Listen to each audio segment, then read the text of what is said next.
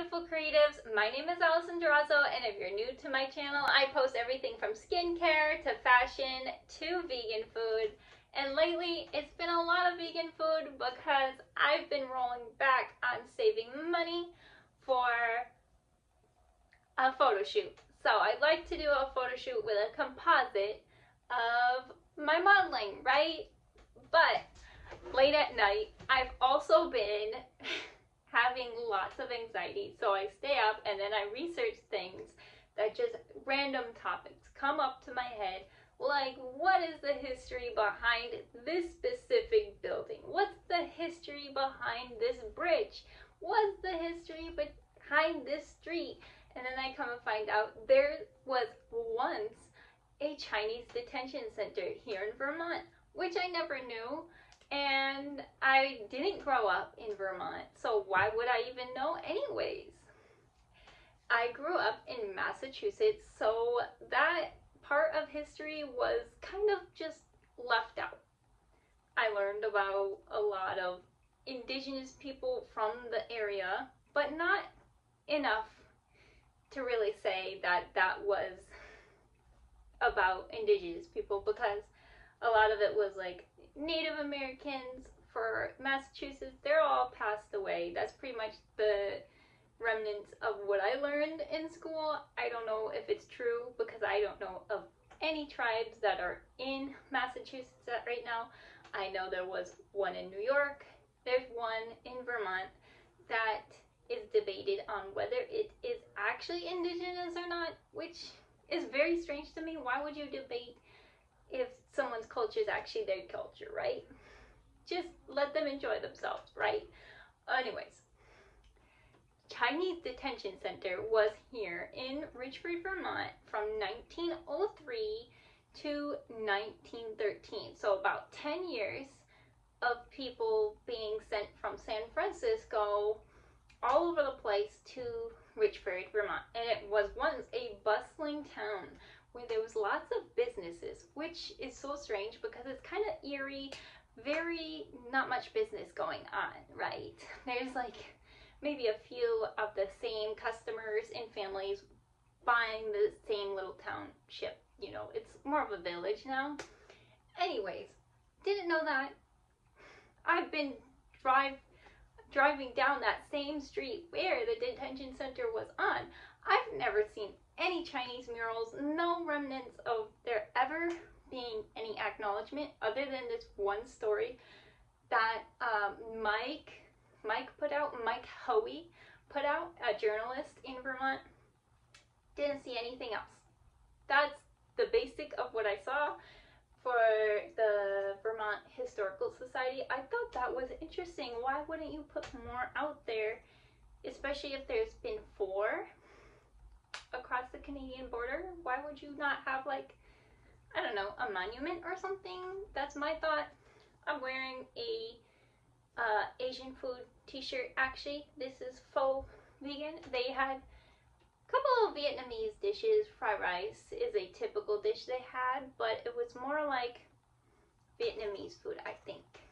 Most of the menu was Vietnamamese. Some of those Asian restaurants, they mix together, you know, American Asian food, because obviously the food you're getting at an Asian restaurant is not traditional, because broccoli is not found in the United States. Now that I know this, I'm always telling people that's why on your frozen packets of the stir fry it says Asian style stir fry. It's not actually Asian stir fry, because it's none of the plants that are in the Asian stir fry that you buy in the United States is Asian. You don't grow broccoli in China, from what I've learned being on Red Note. But I'm not on Red Note anymore because people were calling me a piggy. But now I'm looking more towards myself critically, and I did gain some weight and I didn't quite realize it right away. So yeah. But I don't like getting all the chubby and whatever. Anyways, I was too embarrassed and I left that platform. As I I do many because I don't take the bullying too well. Another reason why I probably won't be a famous model like I want. If I do make money being a model, it will be, you know, behind closed doors, being a commercial catalog model, likely. But not there yet. I have my portfolio up. If you want to check it out, it's alisondurazo.wordpress.com. Apparently, no jobs. No jobs in Vermont for just about anything that I do. I do graphic design. Haven't gotten any clients in the past 3 years of living here.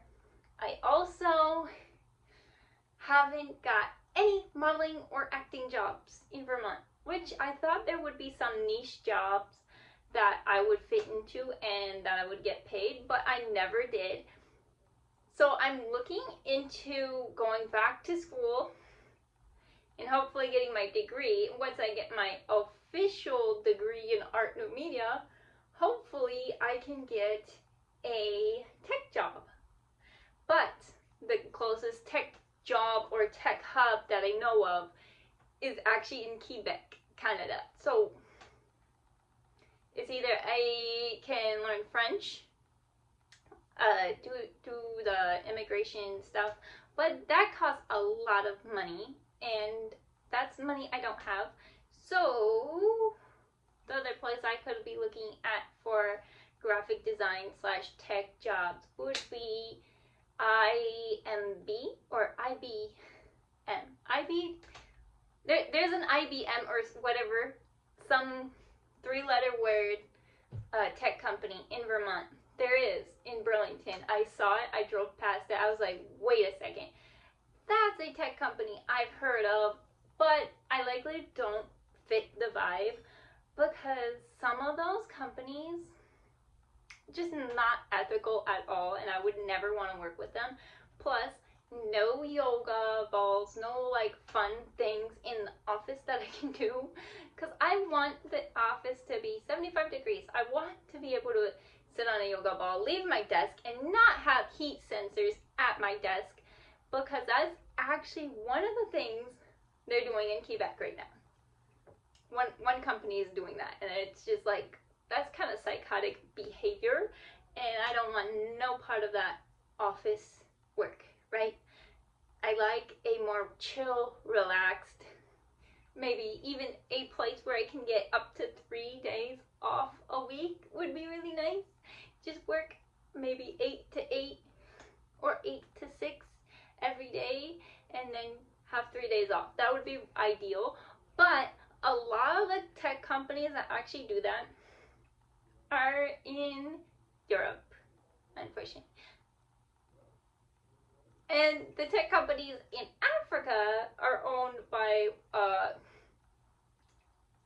some particular people that make people work all day to help with the AI data centers. So it's not fair that I really want all that.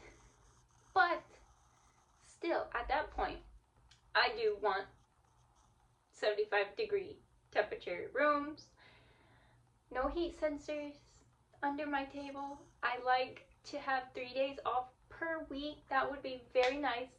Or have plenty of PTO where I could do a holiday, because I don't get vacations enough. I should get a vacation, but my closest thing to a vacation was a single day to a beach this summer, and I likely won't be going back to the beach anytime soon until next year. So yeah, while a lot of people get a full summer off, me, no. Even though I don't work right now, it's obviously up to my husband's schedule, because he has only one car, and to only work with one car, it's a lot more limiting than I had previously thought before moving here, because I did have 2 cars before moving to Vermont. I had an electric car, which I loved. I absolutely love electric cars. I cannot say how much I love electric cars. They have never had an issue with me. Only when I had my husband spill his energy drink in the middle console was there an issue, and that was fixed promptly within a day. And that car never needed to fill gas, didn't have to smell that awful stench. I really hate gassing up a car. I love to charge a car because you could literally park in front of a grocery store, charge your car, go in, come out, your car is fully charged. It's so convenient, and you're not just working on your car all the time, because gas cars have way more issues than electric cars in my experience. I've never had to replace my electrical lithium battery in my electric car. Not once. And I had that thing for almost, I think 5 to 9 years. It was plenty of time to have an issue, but there was never an issue. I didn't even have an oil change because those electric cars don't take oil changes. So I think more people should roll out more electric cars.